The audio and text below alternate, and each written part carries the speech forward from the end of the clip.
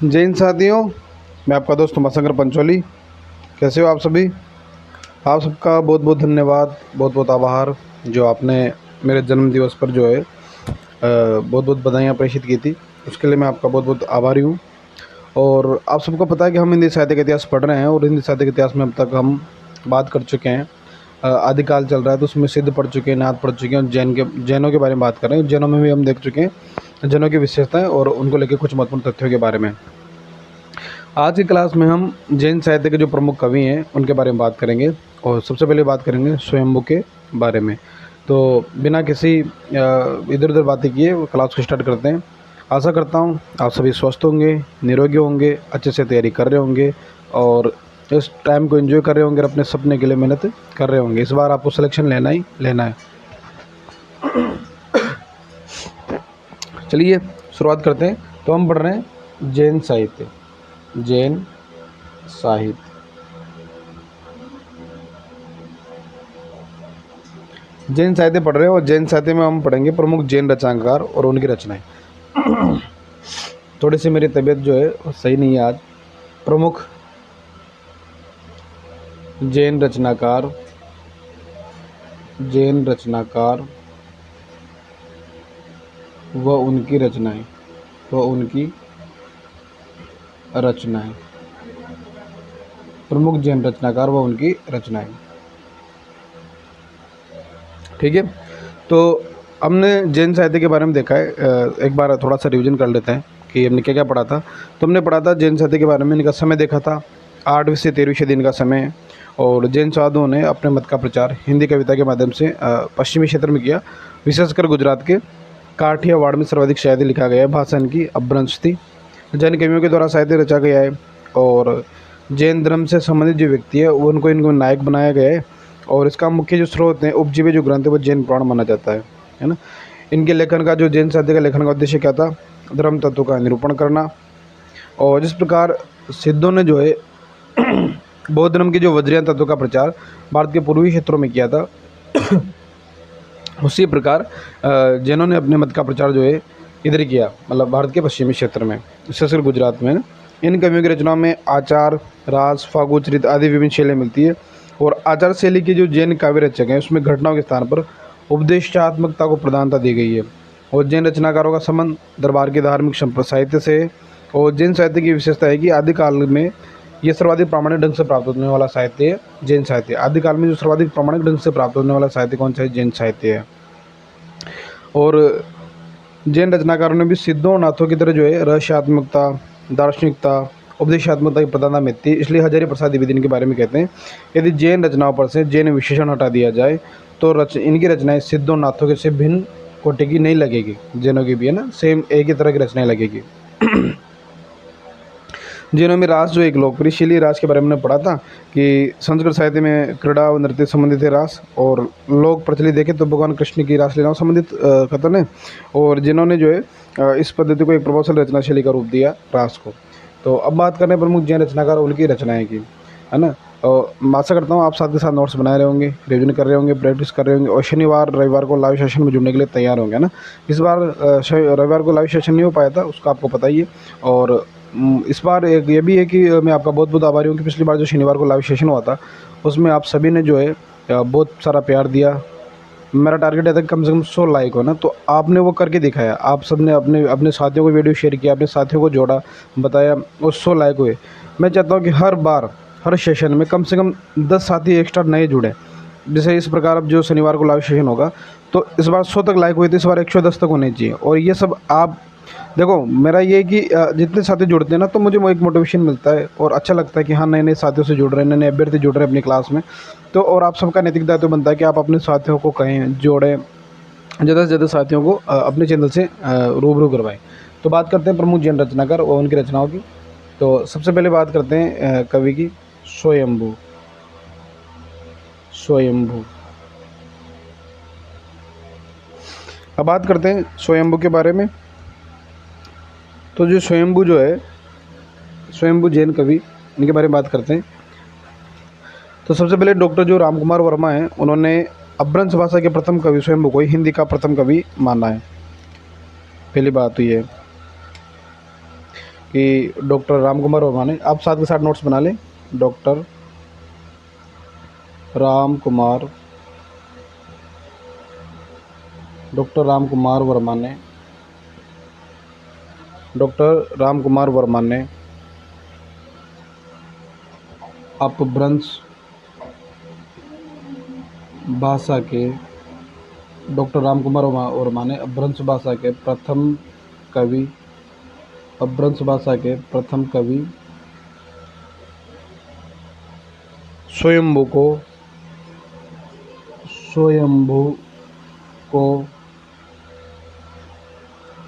को क्या माना है, हिंदी का प्रथम कवि माना है, हिंदी का प्रथम कवि माना है। देखो लाइव सेशन में जुड़ते हैं ना, तो उससे क्या होता है कि एक ऑफलाइन क्लास वाली फीलिंग आती है। मैंने अब आप जो जुड़ते हैं उन्हें पता है ना कि कितना मज़ा आता है लाइव सेशन में। और फिर ये होता है कि लाइव सेशन से ही जैसे मान लो 5 दिन पढ़ रहे हैं, 7 दिन में 5 दिन पढ़ते हैं, 2 दिन का लगता है, तो उसमें 2 दिन में बातचीत भी होती है, क्लास का रिविजन भी होता है। और फिर लाइव सेशन से ज़्यादा ये पता चलता है कि हाँ इतने अभ्यर्थी जो है क्लास का इंतज़ार करते हैं।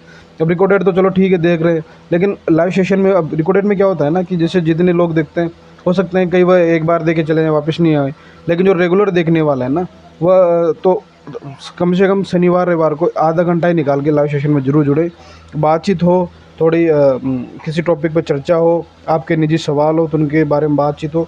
इसके लिए कोशिश करें कि आप हर शनिवार रविवार को शाम को 4 बजे जो है लाइव जरूर जुड़े, है ना, कोशिश करें ना।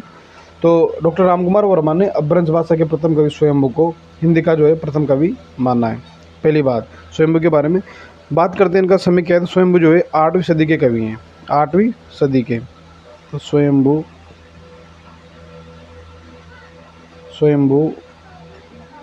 8वीं सदी। ईस्वी की बात करें तो 783 ईस्वी के कवि हैं। स्वयंभू जो है 8वीं सदी 783 ईस्वी के कवि हैं। बात करें अगले तथ्य की, तो स्वयंभू को जो है जैन परंपरा का भी प्रथम कवि माना जाता है ना। स्वयंभू को किस परंपरा का, जैन परंपरा का, जैन परंपरा का प्रथम कवि माना जाता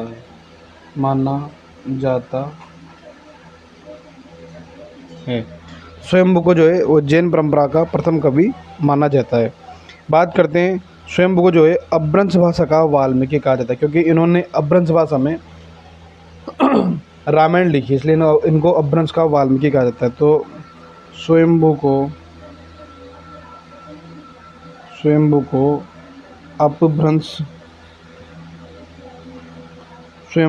अपभ्रंश का वाल्मीकि कहा जाता है। स्वयंभू को क्या कहा जाता है, अपभ्रंश का वाल्मीकि कहा जाता है। स्क्रीनशॉट ले लीजिए आप।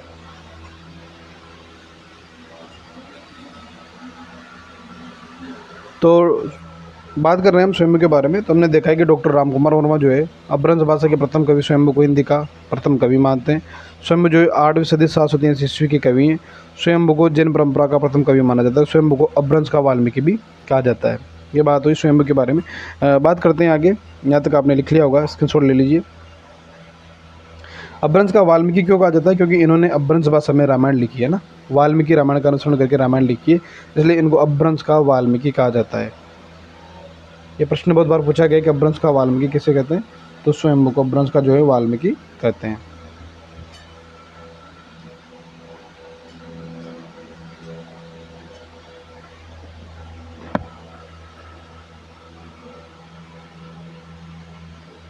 ठीक है, बात करें आगे।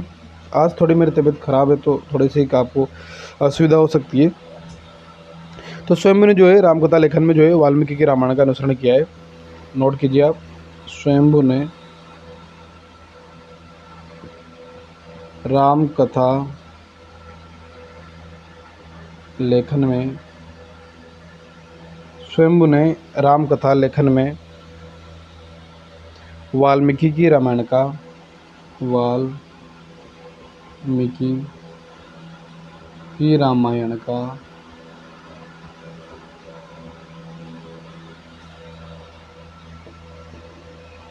अनुसरण किया है। अनुसरण, तो स्वयंभू ने जो है रामकथा जो लिखी है ब्रज भाषा में, उसके लेखन में जो है किसके रामायण का, तो जो वाल्मीकि की जो रामायण है उसका अनुसरण किया है, इसलिए स्वयंभू को ब्रज का वाल्मीकि कहा जाता है। बात करें अगले तथ्य की, तो स्वयंभू को जो है अपभ्रंश का वाल्मीकि कहने वाले सर्वप्रथम कौन थे, तो भैयाणी है ना, सर्वप्रथम भैयाणी ने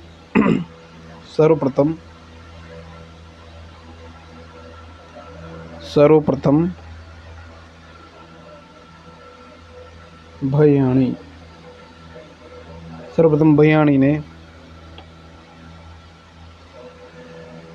ने स्वयंभू को अपभ्रंश का वाल्मीकि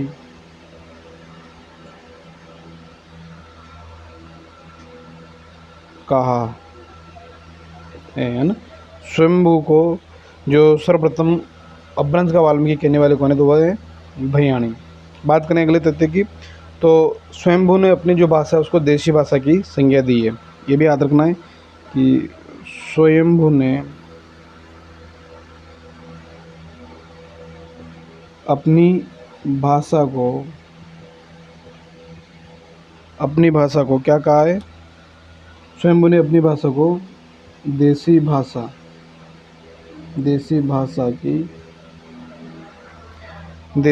की संज्ञा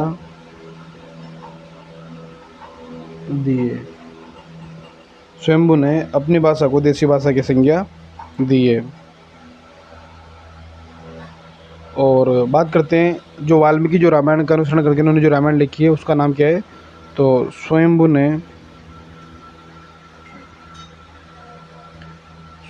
ने पौमचर्यू नाम से, किस नाम से, पौमचर्यू, ये याद रखना है, पौमचर्यू बहुत इंपॉर्टेंट प्रश्न बनता है यहाँ से। स्वयंभू ने पौमचर्यू प्रथम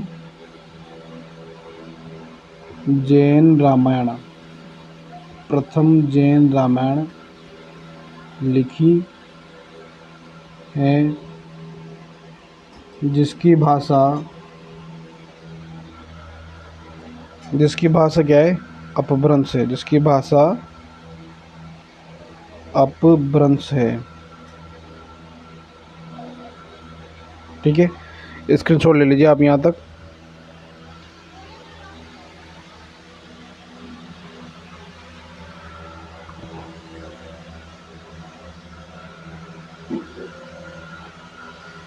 तो स्वयंभू ने जो है वो रामकथा लेखन में जो है वाल्मीकि की रामायण का अनुसरण किया है। और सर्वप्रथम जो है भैयाणी ने स्वयंभू को अपभ्रंश का वाल्मीकि कहा। स्वयंभू ने अपनी भाषा को देशी भाषा की संज्ञा दी है। और स्वयंभू ने जो रामायण लिखी उसका नाम क्या है, पौमचर्यू, है ना। स्वयंभू ने जो रामायण लिखी उसका नाम है पौमचर्यू। ये प्रथम जैन रामायण है और जिसकी भाषा है अपभ्रंश। जिसकी भाषा क्या है, अपभ्रंश। स्क्रीनशॉट ले लो आप। तो हम अब तक बात कर चुके हैं, एक तो डॉक्टर राम कुमार वर्मा ने अपभ्रंश भाषा के प्रथम कवि किसको माना है, स्वयंभू को। और हिंदी भाषा का भी प्रथम कवि मानना है। स्वयंभू का समय क्या है, 8वीं सदी। स्वयंभू का समय 8वीं सदी, इनका समय 8वीं सदी। और स्वयंभू को जैन परंपरा का प्रथम कवि माना जाता है। इन्हें अपभ्रंश का वाल्मीकि कहा जाता है। और स्वयंभू ने रामकथा लेखन में वाल्मीकि रामायण का अनुसरण किया। भैयाणी ने स्वयंभू को अपभ्रंश का वाल्मीकि कहा है, अपनी भाषा को देशी भाषा संज्ञा दी और पौमचर्यू नाम से प्रथम जैन रामायण लिखी अपभ्रंश भाषा में। चलिए आगे चलते हैं।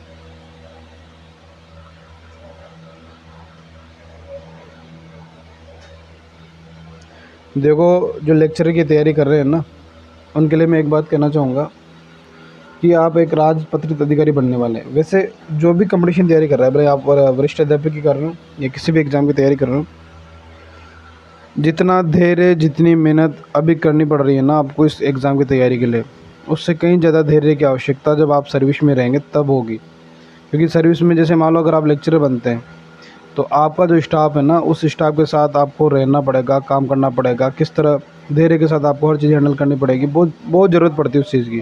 तो अभी जो समय चल रहा है ये यूँ मत सोचिए कि मैं तैयारी कर रहा हूँ, बेरोज़गार हूँ। तो आप बेरोज़गार नहीं हो, बस ठीक है, अभी वह गवर्नमेंट की वह पोजीशन नहीं मिली है। बाकी ये चीज़ें ना जब आप सक्सेस हो जाओगे, मतलब ये ट्रेनिंग है आपके ना, जैसे ट्रेनिंग होती है ना बड़े-बड़े पोस्ट पे ट्रेनिंग होती है, उसी तरह ये आपकी ट्रेनिंग हो रही है कि हाँ, आपको किस तरह ट्रेन किया जा रहा है कि जब आप सिलेक्शन हो जाएगा तब आप देखना, आपको ये चीज़ें बहुत काम आएगी। तो इस टाइम को एंजॉय करें, अच्छे से तैयारी करें, जो धीरे-धीरे जैसे टाइम मैनेजमेंट सीखें। अभी कई स्टूडेंट तभी तैयारी करते हैं तो बिना समय सारणी करते हैं, नहीं, समय सारणी बनाकर तैयारी करें, है ना? एक टाइम मैनेजमेंट करना सीखें, किस तरह मुझे किस टॉपिक को कितना देना है, किस तरह तैयारी करनी है और कितने समय तक पढ़ना है। उसी प्रकार धैर्य रखें, मेहनत करना सीखें, हार्ड वर्क करना सीखें, तो हर चीज़ इम्पोर्टेंट होती है ना तैयारी के दौरान। इसलिए ये जो टाइम पीरियड चल रहा है ये आपकी तैयारी का ही एक गोल्डन पीरियड है, इसे अच्छे से तैयार कीजिए। ये सर्विस में पूरी लाइफ काम आएगा आपका जो अभी तैयारी कर रहे हो आप, ठीक है। यहाँ तक हम बात कर चुके हैं कि स्वयंभू ने जो पौम चरियो लिखी है प्रथम जैन रामायण, जिसकी भाषा अपभ्रंश है। अब बात करते हैं कि जो पौम चरियो लिखी है ना उसमें क्या है, तो पौम चरियो, पौम चरियो जो लिखा है, पौम चरियो, तो इस पौम चरियो जो अपभ्रंश की रामायण जो है इसमें कुल तो 5 खंड है ना, 5 कांड है। तो अपौम चरियो तो इस स्वयंभू की रामायण में, स्वयंभू की रामायण में कुल 5 कांड हैं। स्वयंभू की रामायण में कुल 5 कांड है और श्लोक कितने, इसमें इसमें 12,000 श्लोक, इसमें 12,000 श्लोक और तथा 90 संधियाँ हैं, तथा 90 संधियाँ, 90 संधियाँ हैं। तो स्वयंभू ने जो रामायण लिखी है पौम चरियो, उस स्वयंभू की जो रामायण में कुल तो कितने कांड है, तो 5 कांड है ना, ये बात याद रखनी, कांड कितने, 5 कांड है, 12,000 श्लोक है और 90 संधियाँ हैं स्वयंभू की रामायण पौम चरियो में। अब बात करते हैं तो स्वयंभू को जो है भोला शंकर व्यास जी ने क्या कहा है, अपभ्रंश का कालिदास भी कहा है ना भोला शंकर व्यास ने। तो भोला शंकर व्यास जी ने, लाइट चली गई है, बहुत गर्मी लग रही है। भोला शंकर व्यास जी ने स्वयंभू को क्या कहा है, अपभ्रंश का कालिदास, अपभ्रंश का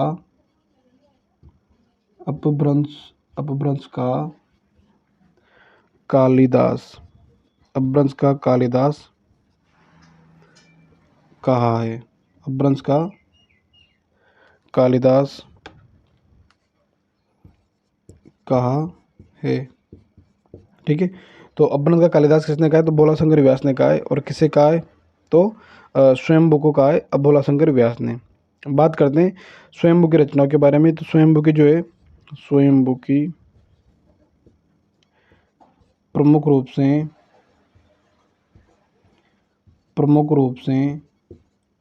4 रचनाएं प्राप्त होती है। स्वयंभू की प्रमुख रूप से कितनी रचनाएं प्राप्त होती हैं, 4 रचनाएं प्राप्त होती है। आप यहाँ तक स्क्रीनशॉट ले लीजिए, फिर उसके बाद बात करते हैं सभी रचनाओं के बारे में।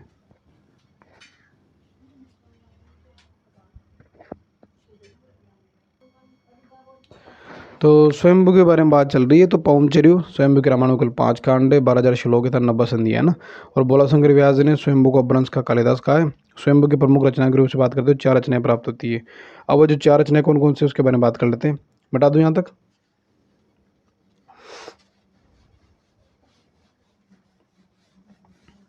आपको जो भी ये जो समय चल रहा है ना अभी आपका तैयारी का, ये देखना जो सिलेक्शन हो जाएगा तो बहुत याद आएगा कि तैयारी के वो क्या दिन थे। संघर्ष के दिन सभी को याद आते हैं। अभी आपको लग रहा है कि मेरी लाइफ में कितना संघर्ष है, कितनी बुरी कंडीशन में मैं कर रहा हूँ तैयारी, लेकिन जब सिलेक्शन हो जाएगा तब यही मोमेंट आपको बहुत अच्छा लगेगा कि यार वो भी क्या दिन थे ना। तो स्वयंभू की रचना है। तो कोशिश करें कि हर पल को जिए, है ना। स्वयंभू की रचनाएं, संघर्ष के दिन सभी को याद आते हैं और अच्छे लगते हैं फिर बाद में। स्वयंभू की रचनाएं, तो स्वयंभू की कुल रचनाएं 4 रचनाएं प्राप्त होती है, और 4 रचनाओं की बात करते हैं। 4 रचनाएं, ठीक है। पहली, दूसरी, तीसरी। अब बात करते हैं पहली रचना की, तो वह है पौम चरियु। आपको बता दिया मैंने, पौम चरियु ये बहुत चर्चित है, प्रसिद्ध है। यहाँ से प्रश्न बनता है पौम चरियु, जिसे पद्म चरित्र भी बोलते हैं। पद्म चरित्र, पद्म चरित्र ये है प्रथम जैन रामायण, प्रथम जैन रामायण है पौम चरियु, पद्म चरित्र, प्रथम जैन रामायण। दूसरी है रिठ नेमी चरियु, रिठ नेमी चरियु जो स्वयंभू है, और जो पुष्पदंत है, इनकी रचनाओं में जो है थोड़ा ध्यान रखना है, क्योंकि इनकी रचना लगभग सेम सेम से लगती है दोनों की। इसे बोलते हैं अरिष्ट नेमी चरित्र, अरिष्ट अरिष्ट नेमी चरित्र, अरिष्ट नेमी चरित्र, है ना। हरिवंश पुराण, हरिवंश पुराण, रिठ नेमी चरियु। अबे अणय कुमार चरियु, अणय कुमार चरियु। अभी लाइट जा चुकी है ना, बहुत पसीना आ रहा है ना, बस एक ही मुझे वो एक शायरी याद आती है कि जो पानी से नहाता है वो लिबास बदलता है, जो पसीने से नहाता है वो इतिहास बदलता है। तो ये वाली बात आप पे भी लागू होनी चाहिए। आप जब तैयारी करें, मान लो हो सकता है परिस्थितियाँ आपके अनुकूल नहीं हो, विपरीत चल रही हो। जैसे मान लो आप पढ़ रहे हो, लाइट चली गई, फिर आप सोचे ठीक है यार इतनी भयंकर गर्मी पड़ रही है, लाइट भी नहीं आ रही, देख लेते हैं ना 2 घंटे बाद अब जो लाइट आएगी तब पढ़ेंगे। नहीं, छोड़ना नहीं है, तैयारी करनी है। जैसे मैं अभी लाइट चली गई, फिर भी आपके लिए वीडियो क्लास रिकॉर्ड कर रहा हूँ, तो करनी करनी है ना, तैयारी छोड़नी नहीं है। बस ये परिस्थिति से हार नहीं माने। अभी चलो ठीक है, आज ये हो रहा है, आज गर्मी लग रही है, कल बरसात होगी तो बरसात में भी लाइटें नहीं आएगी, तो क्या उस टाइम में पढ़ाई नहीं करोगे? फिर सर्दी भी आएगी तो सर्दी में भी नहीं पढ़ पाओगे। तो इस तरह परिस्थितियों से हार नहीं माने, उनके अनुविपरीत है, तब भी तैयारी करनी है। अणय कुमार चरियो, तो नाग कुमार चरित्र, नाग कुमार चरित्र, अणय कुमार चरित्र, नाग कुमार चरित्र भी इसका नाम है। और स्वयंभू छंद, स्वयंभू छंद, ठीक है। इनका स्क्रीनशॉट ले लो आप। तो स्वयंभू की जो है प्रमुख 4 रचनाएं प्राप्त होती है। पौम चरियु, पद्मचरित्र, प्रथम जैन रामायण। उसके अलावा बात करते हैं तो रिठ नेमी चरियु, हरिष्ट नेमी चरित्र, हरिवंश पुराण, और अणय कुमार चरियु, नाग कुमार चरित्र, और स्वयंभू छंद। तो स्वयंभू कितनी रचनाएं प्राप्त होती है? 4 रचनाएं, जिनमें सबसे प्रसिद्ध जो है पौम चरियु है, यह जैन रामायण के तौर पे, ठीक है। अब स्वयंभू की जो पौम चरियु है ना, इसको ये स्वयंभू पूरा नहीं कर पाए थे, अधूरी थी ये, तो उसको पूरा किया है इनके पुत्र त्रिभुवन ने। बता दूं?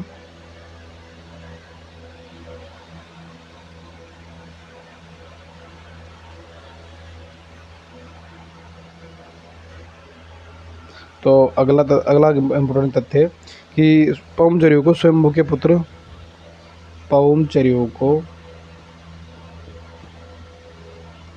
पौम चरियु को स्वयंभू के पुत्र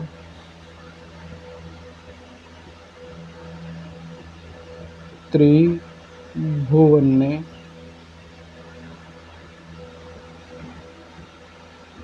पूरा किया था। तो किसने पूरा किया था? त्रिभुवन ने पूरा किया था, त्रिभुवन ने पूरा किया था। तो स्वयंभू के पुत्र त्रिभुवन है, प्रश्न बन सकता है, तो ये याद रखें, है ना। और स्वयंभू ने जो है उनके एक पूर्ववर्ती कवि हुए थे चतुर्मुख, उनको पदड़िया जो बंदे उसका प्रवर्तक कहा था, सर्वश्रेष्ठ कवि कहा है। तो स्वयंभू ने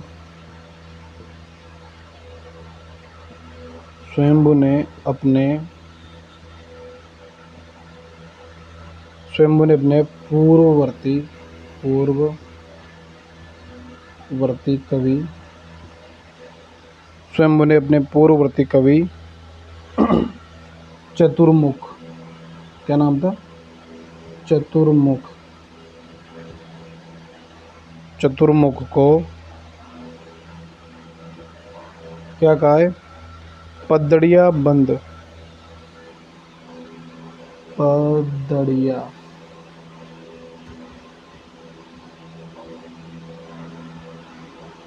ये ध है, ध, पदड़िया बंद का, बंद का प्रवर्तक कहा, कहा है तथा, एक तो पदड़िया बंद का प्रवर्तक कहा तथा सर्वश्रेष्ठ कवि का, कहा है तथा सर्वश्रेष्ठ कवि,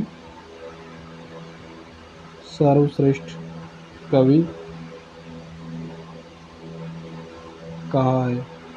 ठीक है, तो स्वयंभू ने अपने पूर्ववर्ती कवि चतुर्मुख को पदड़िया बंद का प्रवर्तक कहा है तथा सर्वश्रेष्ठ कवि कहा है। बात करते हैं कि ये जो पदड़िया जो बंद है वो पदड़ी है क्या, तो पदड़िया बंद में बात कर लेते हैं पदरी, पदरी, तो ये क्या होता है, 16 मात्राओं का एक मात्रिक छंद है ना, पदरी जो है 16 मात्रा का मात्रिक छंद है, और इस बंद के नाम पर इस पद्धति में लिखे जाने वाले काव्यों को पदड़िया बंद कहा गया। तो पदरी 16 मात्राओं का मात्रिक छंद,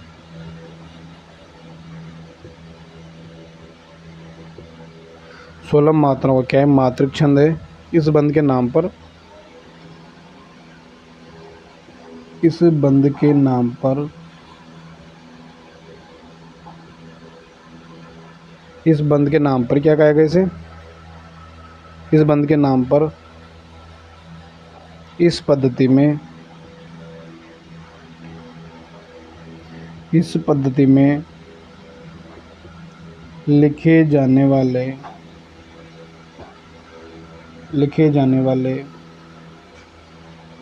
काव्यों को, इस पद्धति में लिखे जाने वाले काव्यों को पदड़िया बंद कहा गया, पदड़िया बंद कहा गया है। ठीक है, तो पदड़ी क्या होगा इसके बारे में चर्चा कर ली हमने, स्क्रीनशॉट ले लो आप। तो पौमचरियों को स्वयंभू के पुत्र त्रिभुवन ने पूरा किया था, और स्वयंभू ने अपने पूर्ववर्ती कवि हुए चतुर्मुख को पदड़िया बंद का प्रवर्तक कहा था, सर्वश्रेष्ठ कवि भी कहा है। पदड़ी क्या है, 16 मात्राओं का मात्रिक छंद है, और इस बंद के नाम पर इस पद्धति में लिखे जाने वाले काव्यों को पदड़िया बंद कहा गया है। लास्ट में डॉक्टर बच्चन सिंह का स्वयंभू के लिए कथन है, वो लिखवा देता हूँ, उसके बाद स्वयंभू हमारे पूरे हो जाएंगे। अगली क्लास में हम बात करेंगे पुष्पदंत के बारे में, एक बार पूरा रिवीजन भी करेंगे साथ ही साथ। इसका शॉर्ट ले लिया होगा आपने, मिटा दूँ।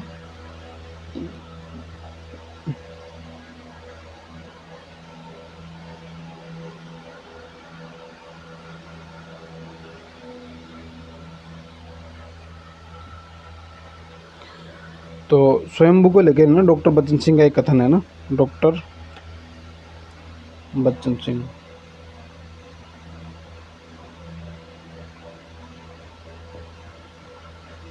डॉक्टर बच्चन सिंह, डॉक्टर बच्चन सिंह कहते हैं स्वयंभू को लेके कि स्वयंभू की काव्य दृष्टि जो है समुद्र के समान गहरी है, और आकाश में प्रसारित जो मेघ है उसके समान व्यापक है। तो याद रखना है आपको, किसका कथन है, डॉक्टर बच्चन सिंह का है ना। स्वयंभू की काव्य दृष्टि समुद्र के समान गहरी, समुद्र के समान गहरी तथा आकाश में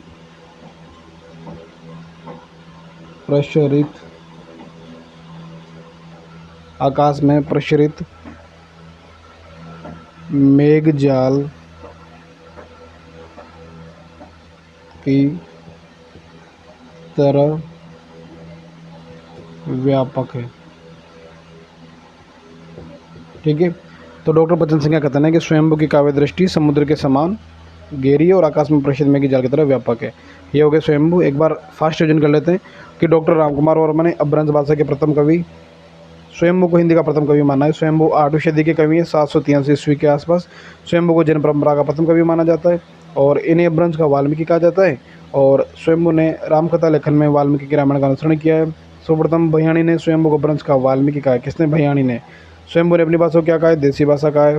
स्वयंभू ने पौमचर्यु लिखी है, प्रथम जैन रामायण। भाषा अपभ्रंश है। इसमें कुल कितने कांड है? 5 कांड है, 12,000 श्लोक है और 90 संधियाँ हैं। और स्वयंभू को अपभ्रंश का कालिदास किसने कहा है? तो भोला शंकर व्यास ने कहा है। इनकी 4 रचनाएं प्राप्त होती है, पौमचर्यु, ऋठनेमिचर्यु, अनय कुमारचर्यु, स्वयंभू चंद। पौमचर्यु को किसने पूरा किया? इसके स्वयंभू के पुत्र त्रिभुवन ने। और स्वयंभू ने अपने पूर्ववर्ती कवि हैं चतुर्मुख को पदड़िया बंध का प्रवर्तक तक सर्वश्रेष्ठ कवि कहा है। पदड़ी क्या होती है? 16 मात्राओं का मात्रिक छंद होता है और इस बंध के नाम पर इस पद्धति में लिखे जाने वाले काव्यों को पदड़िया कहा गया। और डॉक्टर बच्चन सिंह ने कहा है कि स्वयंभू की काव्य दृष्टि समुद्र के समान गहरी, आकाश में प्रसिद्ध में की जल तरह व्यापक है। ठीक है, आज के लिए इतना ही। अगली क्लास में बात करेंगे पुष्पदंत को लेके।